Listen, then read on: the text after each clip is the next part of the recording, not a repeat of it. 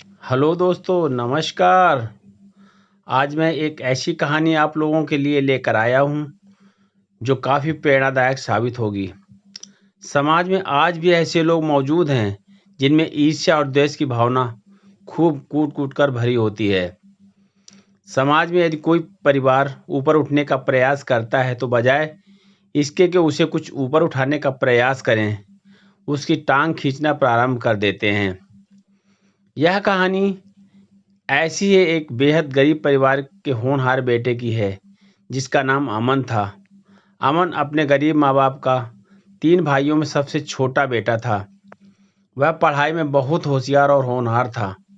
उसके पिता मज़दूरी करके अपने परिवार का पालन-पोषण करते थे और वे उसकी लगन और मेहनत को देखकर अपने परिवार के खर्चे में कटौती करके अमन को पास के एक प्राइवेट स्कूल में दाखिला दिला देते हैं। पड़ोस के रईस और दबंग कहे जाने वाले लोग अमन के पिता की खूब हंसी उड़ाते रहते थे और अक्सर कोई न कोई अमन के पिता से मजाक उड़ाने के लहजे में पूछ ही लेता था कि भाई, सुना है कि तुमने अपने बेटे का इस बार एडमिशन किसी प्राइवेट स्कूल में कराया है। और पीठ पीछे कहते थे, ठीक है भाई, सपने देखने में कौन से पैसे खर्च होते हैं। अमन चुपचाप अपने पिता को ताने सुनते देखता रहता था, जिससे उसे और अधिक मेहनत तथा अच्छी पढ़ाई की प्रेरणा मिलती रहती थी। लेकिन उनकी गरीबी का आलम यह था कि अमन की किताबें तक तो पूरी हो नहीं पाती थीं, तो भला कॉपियों की तो बात ही छोड़ दीजिए। जबकि क्लास में उसके साथी इस बात के लिए हमेशा मजाक उड़ाते रहते थे और टीचर से तो हमेशा डांट और मार भी खानी पड़ती थी। स्थिति तो ये थी कि अमन की 3 महीने की फीस अभी भी देने को बाकी थी। इसलिए प्रिंसिपल ने अमन को नोटिस देते हुए उसके पिता को बुलाया था। नोटिस में स्पष्ट तौर पर लिखा था, 1 हफ्ते के अंदर फीस जमा करो, वरना अमन का नाम स्कूल से खारिज कर दिया जाएगा। इस नोटिस को पढ़कर अमन को गहरा सदमा लगा था। इस नोटिस के बाद अमन को लगने लगा था कि उसके पिता का सपना उसे प्राइवेट स्कूल में पढ़ाने का धरा का धरा ही रह जाएगा।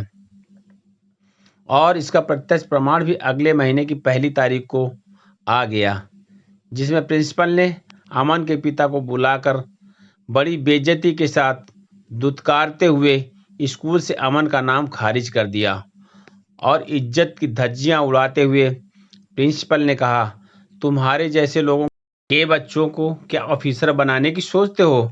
अमन के पिता ने कहा, साहब, बच्चा पढ़ने में होशियार है तो मेरा प्रयास करना क्या गलत है। इस पर प्रिंसिपल ने कहा, अगर तुम्हारे जैसे लेबरों के बच्चे यदि ऑफिसर बनने लगेंगे तो लेबरी कौन करेगा। जाओ अपने बेटे को लेकर और अपने साथ काम पर लगा लो, तो थोड़े पैसे और आने लगेंगे। और फिर भी यदि पढ़ाने का इतना ही शौक है तो जाओ किसी सरकारी स्कूल में एडमिशन करवा लो जा करके। और बड़बड़ाते हुए प्रिंसिपल कहता है, चले आते हैं एक से एक फटीचर, मुंगेरी लाल के हसीन सपने देखते हुए। अमन छोटा जरूर था, लेकिन उसे इतनी समझदारी जरूर थी कि अपने पिता की बेइज्जती देखकर उसकी आंखों में आंसू भर आते हैं और वह उन्हें अपने पिता से छुपाते हुए पोंछ लेता है। लेकिन क्या करता, अभी वह कुछ भी जवाब देने की हैसियत के लायक नहीं था। परंतु समाज और स्कूल में जितनी ही उसकी और उसके पिता की बेइज्जती और तिरस्कार होता था, उतना ही उसे और अधिक मन लगाकर पढ़ने की प्रेरणा मिलती थी। अमन के दोनों बड़े भाई पैसों की तंगी के कारण 10वीं तथा 12वीं की परीक्षा पास करके लेबरी करने लगे थे, क्योंकि अपने पिता की परेशानी और घर में खर्चों का ऐसा पहाड़ था कि जिसे पार करके अमन के दोनों भाई आगे नहीं जा सके और उन्हें पढ़ाई छोड़नी पड़ी। इसलिए वे चाहते थे कि उनका छोटा भाई किसी भी हालत में पढ़े और आगे बढ़े, जिससे उसके साथ साथ पिता तथा परिवार का भी नाम हो। यही सोचकर उनके भाई अमन को लेकर गांव के सरकारी स्कूल में प्रवेश दिलाने के लिए पहुंच जाते हैं। स्कूल के प्रधानाध्यापक ने सारी बातें सुनने और समझने के बाद अमन का टेस्ट लिया तो वे दंग रह गए, क्योंकि अमन अपने स्तर से कहीं बहुत ज़्यादा होशियार था। इसलिए प्रधानाध्यापक ने अमन की प्रतिभा को देखकर बहुत खुश हुए और उसका प्रवेश हाथों हाथ करते हुए उसे स्कूल से सारी किताबें उपलब्ध करा दी। तीनों भाई बड़ी खुशी के साथ किताबें लेकर घर आ गए। अमन भी अब खूब मन लगाकर पढ़ने लगा। स्कूल में 3 वर्षों की पढ़ाई करने के पश्चात 8वीं क्लास की परीक्षा में बहुत अच्छे नंबरों से पास हुआ।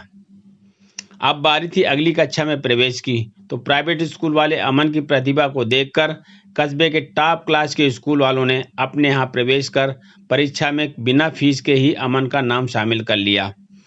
वैसे अमन अब प्राइवेट स्कूल में बिल्कुल भी पढ़ना नहीं चाहता था, इसलिए वह प्रवेश परीक्षा में भी बैठना नहीं चाहता था, परंतु भाइयों तथा पिता के कहने पर वह परीक्षा में बैठा और प्रवेश परीक्षा के परिणाम में नंबर 1 पर आया। अब अमन के दबंग व अमीर पड़ोसियों को यह बात हजम नहीं हुई और उनकी नींद हराम हो गई, क्योंकि इतने पैसे खर्च करने के बाद भी किसी भी पड़ोसी के बच्चे उस स्कूल की प्रवेश परीक्षा में पास तक नहीं हो पाए जिसमें अमन ने पहला स्थान हासिल किया। कस्बे के उस नंबर 1 स्कूल में किसी भी अमीर व पैसे वाले व्यक्ति का सपना होता था कि वह अपने बच्चों का प्रवेश उस विद्यालय में दिला सके। इसीलिए अमन के टॉप करने पर पड़ोसियों को पलीता लग गया और उन्होंने तानों के ऐसे तीर चलाए कि अमन के पिता से रहा नहीं गया और उन्होंने जैसे ही चुप रहने की बात बोली, बस दबंग पड़ोसी उन पर टूट पड़े और अमन के पिता की खूब पिटाई कर दी।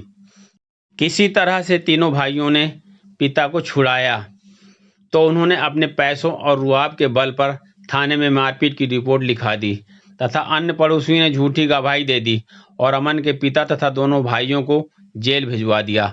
अब पैसों की तंगी के कारण अमन अपने पिता तथा भाइयों की जमानत के लिए दौड़ता रहा, लेकिन जमानत नहीं हो सकी।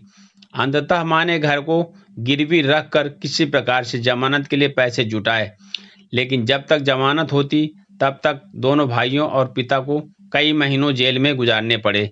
इसलिए अमन की पढ़ाई भी काफ़ी खराब हो गई।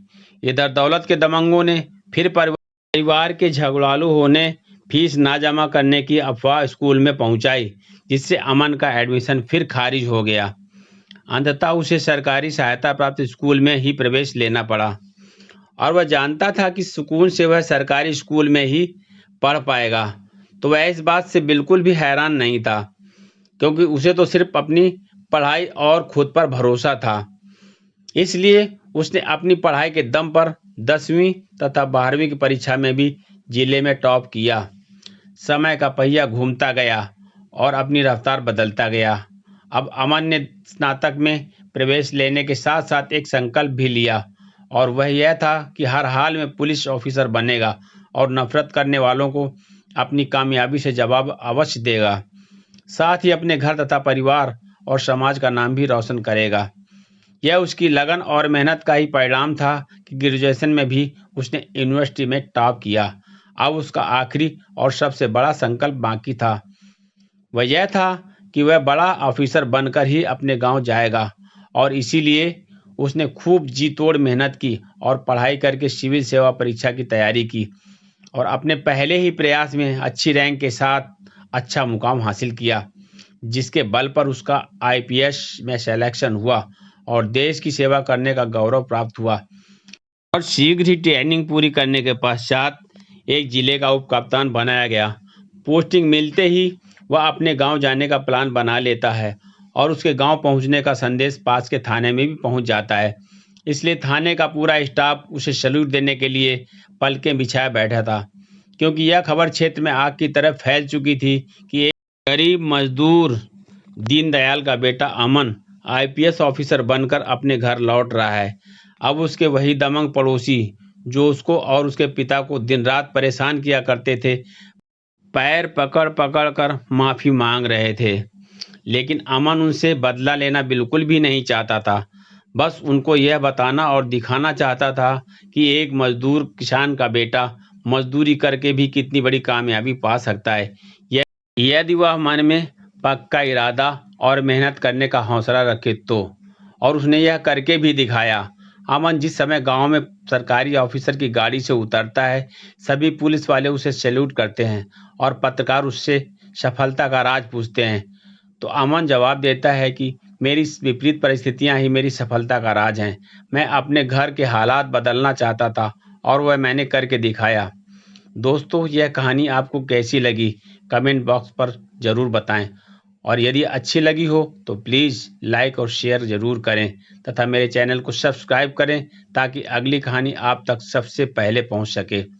दोस्तों, मैं ऐसी ही प्रेरणादायक सच्ची घटनाओं पर आधारित एवं धार्मिक तथा सामाजिक ऐतिहासिक विभिन्न प्रकार की कहानियां लेकर के आता हूं। तो प्लीज़ प्लीज़ मेरे चैनल को सब्सक्राइब करें। धन्यवाद। नमस्कार।